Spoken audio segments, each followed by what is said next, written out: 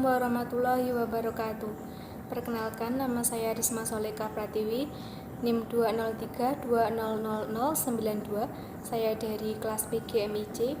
Di sini saya akan menjelaskan materi mengenai daur biogeokimia, yaitu daur nitrogen. Nitrogen adalah unsur yang paling berlimpah di atmosfer, yaitu 78 gas di atmosfer adalah nitrogen.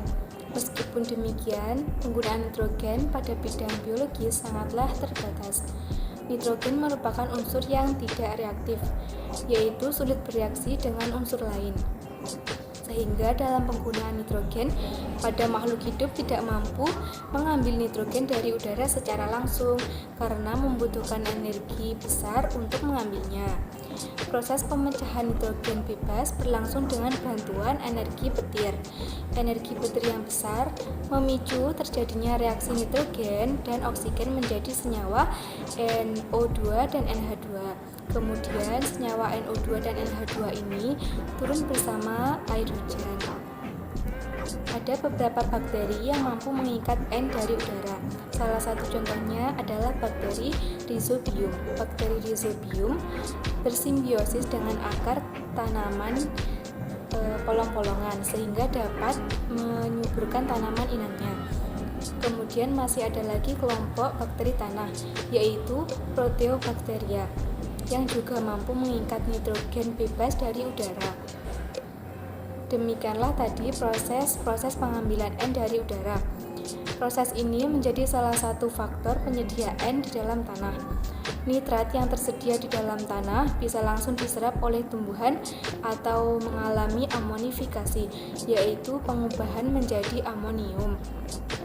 N juga dapat diperoleh melalui aktivitas perombakan jasad mati dan metabolisme tubuh, karena di dalam jasad makhluk hidup mengandung asam amino dan protein, yaitu zat-zat yang tersusun dari nitrogen. Jasad makhluk hidup yang mati berubah menjadi detritus. Kemudian detritus dicerna oleh detritivore sehingga akhirnya terdekomposisi menjadi amonium. Nah, amonium yang terbentuk ini sebetulnya bisa langsung dimanfaatkan oleh tumbuhan, tetapi yang dapat diserap hanya sedikit karena sebagian besar amonium dipakai bakteri aerob sebagai sumber energi. Kemudian selanjutnya amonium diubah menjadi nitrat oleh kelompok bakteri aerob. Proses ini disebut sebagai nitrifikasi. Sebelum menjadi nitrat, amonium diubah dulu menjadi nitrit oleh bakteri Nitrosomonas. Kemudian nitrit diubah menjadi nitrat oleh bakteri Nitrobacter. Lalu nitrat yang terbentuk diserap oleh tumbuhan untuk proses penyusunan bahan makanan. Di sini perlu digarisbawahi ya bahwa proses nitrifikasi hanya dapat terjadi saat tersedia oksigen yang cukup, karena nitrifikasi ini melibatkan bakteri aerob. Nah, apabila jumlah oksigen tidak cukup, maka akan terjadi proses yang dinamakan detrifikasi, yaitu pelepasan nitrogen kembali ke atmosfer. Saat tanah kekurangan oksigen, maka bakteri tanah akan mengambil kebutuhan oksigen dari nitrat, sehingga unsur N akan dibebaskan kembali ke udara. Dan semoga bermanfaat. Apabila ada kurang lebihnya, saya mohon maaf.